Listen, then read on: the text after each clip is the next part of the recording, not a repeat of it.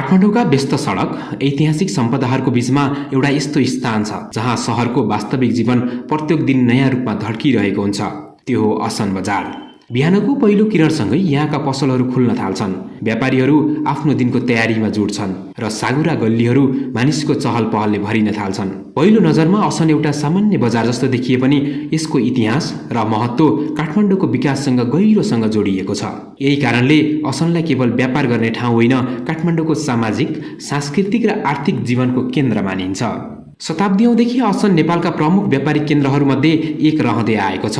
प्राचीन कालमा तिब्बत र भारतलाई जोड्ने व्यापार मार्गको महत्त्वपूर्ण बिन्दुका रूपमा रहेको यो क्षेत्रले वस्तुहरूको मात्र होइन, संस्कृति, भाषा र परम्पराको आदान प्रदानमा पनि सम्भव बनायो। यहाँका पुराना नेवारी घरहरू, मन्दिरहरू र ऐतिहासिक संरचनाहरूले समयका अनेकौं परिवर्तनका कथा बोकेका छन्। आधुनिक सहर विस्तार हुँदै गए पनि असनले आफ्नो मौलिक पहिचान जोगाइरहेको छ।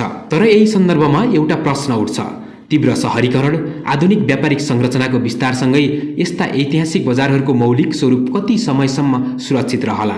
असनको वास्तविक परिचय यसको दैनिक जीवनमा देखिन्छ। मसला, अन्न, कपडा र पूजा सामग्री, फलफूल र घरयासी सामानले भरिएका पसलहरू केवल व्यापारका केन्द्र होइनन्, स्थानीय जीवनशैलीका प्रतिबिम्ब पनि हुन्। बिहानै किलमेल गर्न आएका स्थानीय बासिन्दा, सामान बोकेर हिँडिरहेका व्यापारी, मोलमलाइमा व्यस्त ग्राहक र गल्लीभर फैलिएको मसला तथा खाद्यान्नको सुगन्धले यहाँको वातावरणलाई विशिष्ट बनाउँछ। असन बजारले परम्परागत अवधारणालाई जीवन्त राखेको छ, जहाँ व्यापार केवल आर्थिक गतिविधि मात्र होइन, सामाजिक सम्बन्ध निर्माण गर्ने माध्यम पनि हो। आधुनिक सुपरमार्केट र अनलाइन किलमेलको युगमा पनि मानिसहरू असनतर्फ आकर्षित हुनु यसको यही सामाजिक र सांस्कृतिक मूल्यको प्रमाण हो। असन नेवारी संस्कृतिको जीवन्त सङ्ग्रहालय जस्तै हो। यहाँका मन्दिर, धार्मिक गतिविधि, चाडपर्व र दैनिक जीवनशैलीले काठमाडौँ उपत्यकाको सांस्कृतिक पहिचानलाई निरन्तरता दिइरहेका छन्। धार्मिक सामग्री किन्ने मानिसदेखि मन्दिरमा पूजा गरिरहेका भक्तजनसम्मका दृश्यहरूले यहाँ धर्म, संस्कृति र व्यापार बीचको गहिरो सम्बन्धलाई प्रष्ट पार्छन्। यही कारणले असनलाई केवल किनमेल गर्ने ठाउँको रूपमा बुझ्नु अपूर्ण हुनेछ। यो एउटा यस्तो सार्वजनिक स्थल हो जहाँ इतिहास, संस्कृति र समुदायको सम्बन्ध दैनिक रूपमा पुनर्निर्माण भइरहेको हुन्छ।